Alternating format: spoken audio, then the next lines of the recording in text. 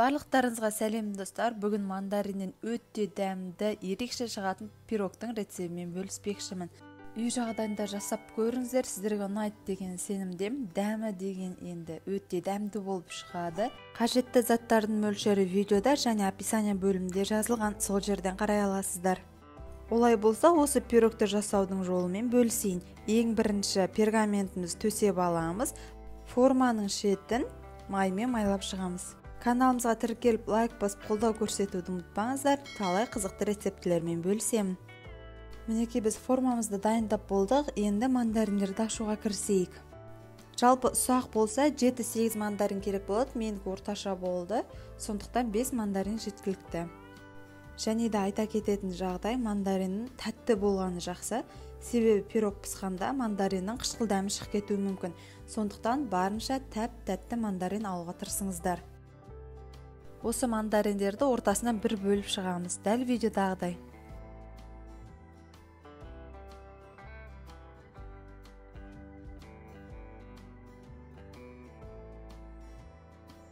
Ортасындағы дәнегін алып тастауды ұмытпаңыздар. Негізгі массамызға кірісеміз, жұмыртқа мен қантты жақсылап араластырамыз. Миксердің көмегімен араластырсаңыздар, тезірек көп болып шығады. Венчикпен араластырсаңыздар да болады. Көп үргенше араластырыңыздар. Одан кейін шым-шым тұз қосып, тағы да араластырамыз.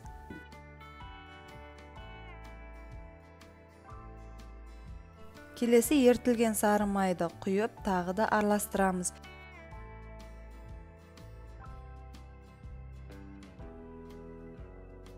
Еліктен өткізілген ұнның үстіне бір шай қасық қопсытқышты қосып араластырып алып, жұмыртқалы массамыздың үстіне қоямыз. Осы кезде венчикпен ақырындап шетінен араластырып отырамыз.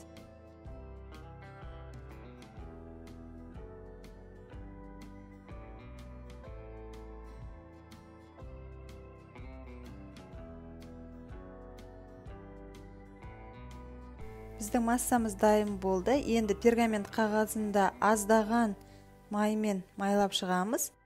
Пергаменттің үстіне бір шай қасықты толтырмай қант сүйіп шығамыз.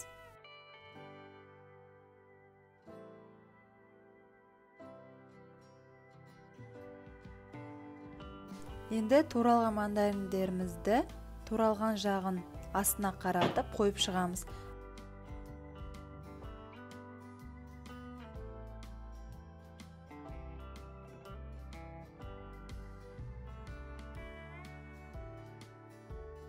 Ортасында көрініп тұрған артық дәнектерін алып тастаңыздар. Мінекей мандариндарымызды қойып алдық. Үстіне жұмыртқалы массамызды құйып шығамыз. Бүкіл жеріне тегістеп қасықпен жайып шығамыз.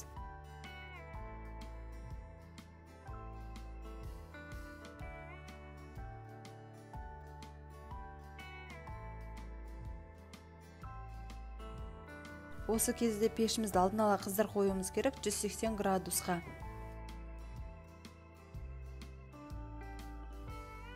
Әркімнің пешіне қарай, бұның пісу уақыты 30-35 минут аралығын құрайды.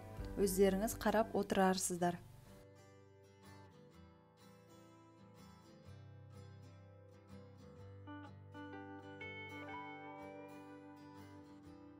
Мінекей біздің пирогымыз пісіп шықты. Арасы пісқандығын тексеру үшін зубочистка немесе шпачкамен осылай көрсеңіздер болады. Құрғақ болып шығу керек.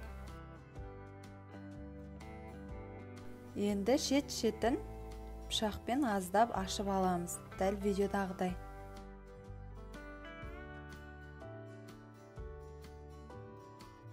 Пирогты үлкен тарелкаға аударып түсіреміз, немесе осындай тақтайдың үстіне қойсаңыздар да болады. Мінекей біздің пирогымыз пісіп шықты, ыстықтай бетін ашып көрсеттім. Енді осы пирогтың суығанын күтеміз. Аздап суығаннан кейін барып, үстіне сахарный пудрамызды сүйіп шығамыз.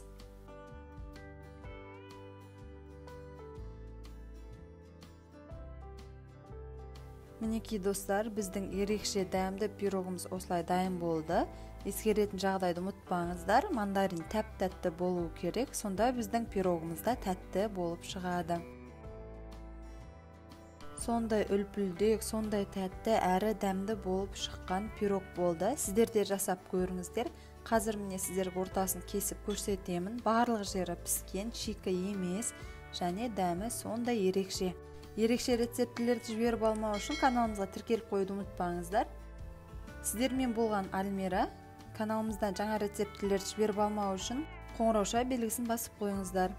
Міндетті түрде осы рецептіме жасап көріңіздер. Сіздерге ұнайды деген сенімдемін. Ас болсын!